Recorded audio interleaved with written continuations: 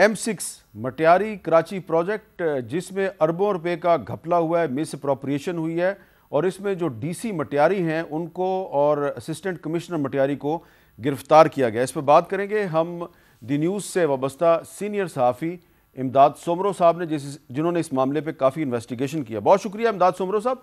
ये बताइए कि ये ठीक है डीसी मटियारी को गिरफ्तार कर लिया, असिस्टेंट कमिश्नर गिरफ्तार हो गया, कुछ और लोगों की गिरफ्तारी की भी खबर सामने आई है, लेकिन ये भी पता चल रहा है कि ये अरबों रुपए का जो घपला है ये अकेला डीसी और असिस्टेंट कमिश्नर तो मिलके नहीं कर सकते, इसमें कुछ सियासी शख्सियात के नाम भी आ रहे हैं। आपकी क्या इन्फॉर्मेशन है?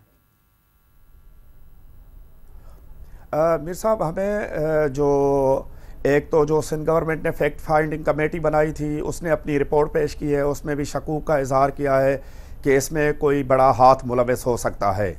दूसरा, सिंध एंटी करप्शन इस्टेब्लिशमेंट ने सिंध हुकूमत ने एक JIT बनाई है जिसमें chairman Sindh anti corruption, director anti corruption और 2 DIGs शामिल हैं। उस JIT ने भी अपनी तहकीकात का आगाज़ किया है। ऑन द रिकॉर्ड तो उन्होंने अभी तक हमें नहीं बताया, लेकिन सिंध एंटी करप्शन के ज़राए का ये कहना है कि किसी भी पॉलिटिकल हाथ के बग़ैर ये इतनी बड़े पैमाने पे करप्शन होना नामुमकिन है। इसमें सिर्फ DC, असिस्टेंट कमिश्नर या DC का अमला या सिंध बैंक का अमला मुलविस नहीं हो सकता। और इसमें जो वाज़े इशारे जा रहे हैं वो हालात से ताल्लुक़ रखने वाली जो मशहूर मखदूम फैमिली है, उसी फैमिली का एक फ़र्द है मखदूम महबूब ज़मान, जो रेवेन्यू मिनिस्टर है और टेक्निकली डिप्टी कमिश्नर और रेवेन्यू का जितना भी अमला है, assistant commissioner, land acquisition officer, वो उसके अंडर में आते हैं।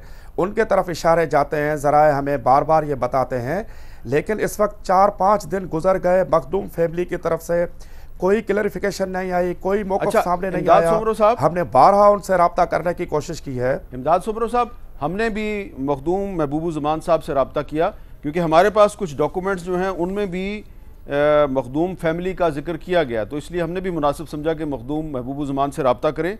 उन तक हमने पैगाम पहुँचाया, लेकिन उन्होंने हमारे साथ बात की। तो क्या आपने भी कोई ऐसी कोशिश की, उनसे रब्ता किया आपने? सर, कम से कम 7 से 8 दफ़ा मैंने उनके कोऑर्डिनेटर्स के ज़रिए, उनके अमले के ज़रिए उनसे रब्ता करने की कोशिश की।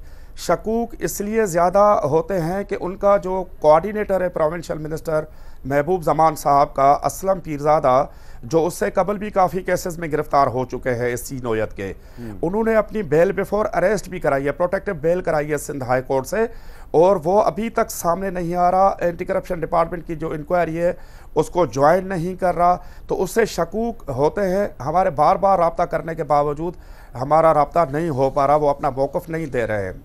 इस सारे मामले में कोई ऐसा आदमी भी है इस फैमिली के इर्द गिर्द जो पाकिस्तान से बाहर भाग गया? सर, मखदूम महबूब ज़मान जो रेवेन्यू मिनिस्टर हैं वो दुबई में थे और कल ही वो वापस आए हैं दुबई से पाकिस्तान में। अच्छा, तो ये जो इलाका है, इस इलाके के ये MPA भी हैं मखदूम महबूब साहब, इस इलाके के MPA भी हैं? जी सर, इसी से वो MPA हैं, और MPA हैं तो ये मिनिस्टर रेवेन्यू का पोर्टफोलियो भी इन्हीं के पास है। और एक चीज़ सर, मैं आपकी इजाज़त से इसमें ऐड करना ये चाहूँगा कि सिंध की एंटी करप्शन, सिंध हुकूमत ने जो JIT तो बनाई है, लेकिन सिंध के एंटी करप्शन डिपार्टमेंट में या उस JIT में इतनी कैपेसिटी नहीं है। सिंध हुकूमत के ज़राए हमें ये बताते हैं कि ये केस वाज़ेह तौर पे NAB और FIA का है, तो NAB या FIA की तहकीकात की जाए, क्योंकि इसमें बैंक फ्रॉड का मामला है और बड़ी रकम का मामला है। तो सिंध के एंटी करप्शन डिपार्टमेंट में इतनी कैपेसिटी या कैपेबिलिटी नहीं है कि ये रकम सही तरीके से, ये रकम सिंध बैंक से निकलवाई गई है, तो सिंध बैंक में भी कोई इंक्वायरी होनी चाहिए। और जो मेरे पास भी एक इंक्वायरी रिपोर्ट है, फैक्ट फाइंडिंग कमेटी है की जो रिपोर्ट है, उसमें भी कहा गया कि सिंध बैंक के अंदर भी इंक्वायरी होनी चाहिए।